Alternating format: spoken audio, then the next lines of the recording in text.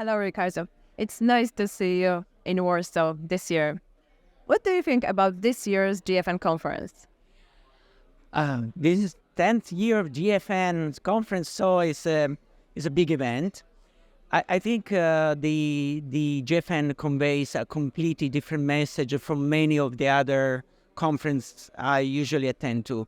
So I think there's a lot of space for advocacy, a lot of space for consumers, and consumers need to have a voice. GFN is the right place for consumers to have a voice.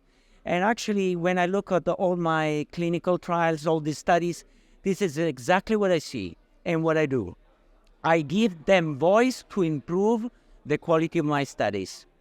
And can you tell me about the projects you are currently working on? Oh my God, there are many projects currently undergoing under the umbrella of the Center of Excellence for the Acceleration of Harm Reduction, the COER. One such project is about the impact of vaping products on schizophrenic smokers. As you know, schizophrenics, people with mental illnesses, or people with schizophrenia, let's not stigmatize these people, do smoke a lot and do find extremely challenging to quit smoking, basically nearly impossible for them to quit smoking. We have shown in a pilot study that quitting is possible with vaping for people with schizophrenia. And now we are running a multi-center trial, an international multi-center trial, just to reinforce and to confirm our previous observation in this vulnerable population. And this year's strapline is tobacco harm reduction the next decade. What do you think needs to change within the next 10 years? That's a $1 million question. I think what will change, we will see more innovation, more diversification in products, more technology, and I think more acceptance of the tobacco harm reduction paradigm. Hello, Carolyn. It's nice to see you in Warsaw. Can you tell us, what do you think about this year's GFN conference?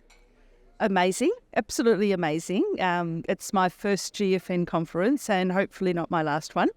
I've met so many people, learned such a lot from presentations, so many things I can bring home, take to the school students that I talk to about vaping.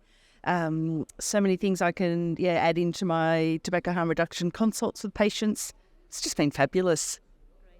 You were one of the panelists in the session, The Challenging Face of Nicotine. Yes. What are your thoughts? Oh, that was a great panel. I'm trying to remember some of the key details from it. I think, one of the interesting parts of that, I think Clive was talking about how it's not so much how nicotine is delivered, whether it's in cigarettes or whatever form of e-cigs, but just the fact that nicotine has to be delivered. So I thought that was an interesting concept. We were quite a diverse range on the panel, but it all seemed to flow really well. I've had good feedback from it. I found it very interesting. I hope others did. Can you tell us about projects we're currently working on? Projects that I'm currently working on. So the next project, which is happening as soon as I get back from here, is presenting to Australian medical students about tobacco harm reduction. So that's something I'm going to be refining and hopefully be able to go around to Australian medical schools and start to teach them properly about THR. Okay, great. Thank you so much. Thanks, Joanna.